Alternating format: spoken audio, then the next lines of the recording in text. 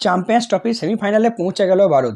Group এ থেকে semifinalist যে দুজন হবে সেই দুটো টিমই আমরা পেয়ে গেছি, ভারত এবং নিউজিল্যান্ড। এবং দুটো টিম যখন পেয়েছি সেমিফাইনালিস্ট, তাহলে দুটো টিম কিন্তু বাইরে যাবে এবং সেই দুটো ছিটকে গেল নান আদার দেন আমাদের দুই পড়োশি দেশ, অবশ্যই বাংলাদেশ এবং পাকিস্তান। দেখো, বাংলাদেশের ব্যাপারটা তাও মেনে নিলাম, ঠিক আছে, বাংলাদেশ ছিটকে গেছে মেনে নিলাম, বাট পাকিস্তান আলাদাই মজা পেয়েছি ভাই।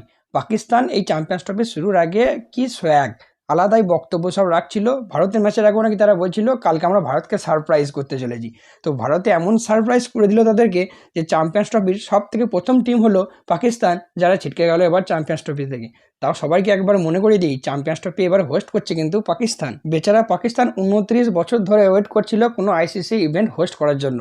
লাস্ট 29 বছর আগে তারা কোনো আইসিসি ইভেন্ট হোস্ট করেছে এবং এতদিন পর একটা সুযোগ পেল আইসিসি ইভেন্ট হোস্ট করা, এবং সেই ইভেন্টেই চ্যাম্পিয়ন্স ট্রফি শুরু হওয়ার 4 থেকে 5 দিনের মাথায় ছিটকে গেল সেমিফাইনাল থেকে। তো আমার মতে তো মনে হচ্ছে আইসিসির ইতিহাসে এই প্রথমবার হচ্ছে যে দেশ হোস্ট করছে সেই দেশই সবার প্রথমে ছিটকে যাচ্ছে সেই টুর্নামেন্ট থেকে। 29 বছর পর গত 19 ফেব্রুয়ারি থেকে চ্যাম্পিয়ন্স ট্রফি শুরু হয় পাকিস্তানে, এবং গত 24 ফেব্রুয়ারি অর্থাৎ 5 দিন পরই পাকিস্তান পুরোপুরি চ্যাম্পিয়ন্স ট্রফি থেকে ছিটকে যায়। হ্যাঁ, আর একটা ম্যাচই বাকি আছে বাংলাদেশ এবং পাকিস্তানের মধ্যে, তারা দুজনা মিটমাট করে খেলে নেবে, কারণ এমনিতেই বাংলাদেশ পাকিস্তানকে তাদের বাবা বানিয়ে রেখেছে।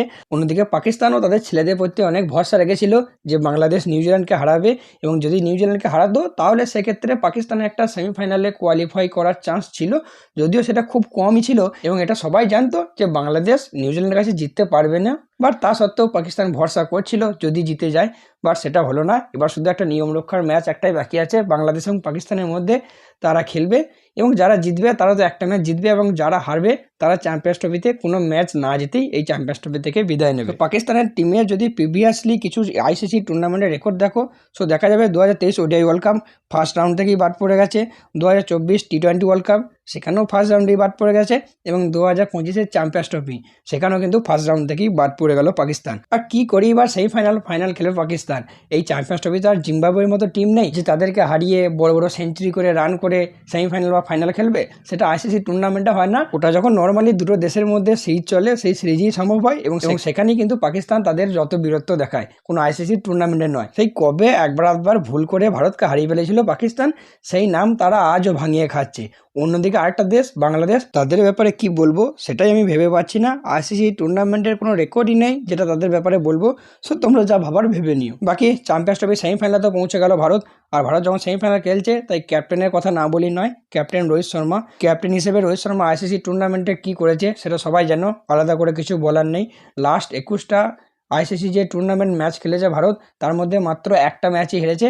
বাকি সমস্ত আইসিসির যত ম্যাচ খেলেছে বা আইসিসি টুর্নামেন্টে যত ম্যাচ খেলেছে সবই জিতেছে, শুধু ওই একটাই ম্যাচ, সেটা 2023 বিশ্বকাপ ফাইনাল, যেটা সবাই জানো, যেটা আজ হয়তো আমরা কোনোদিন আমাদের জীবনে ভুলতে পারবো না। সেই একটা ম্যাচ বাদ দিয়ে রোহিত শর্মা লাস্ট 21টা ম্যাচের মধ্যে সবকটাই জিতেছে, এবং ক্যাপ্টেন হিসেবে রোহিত শর্মা আইসিসি টুর্নামেন্টে 4বার ক্যাপ্টেন্সি করেছে, এবং 4বারই ভারতকে সেমিফাইনালেও পৌঁছেছে।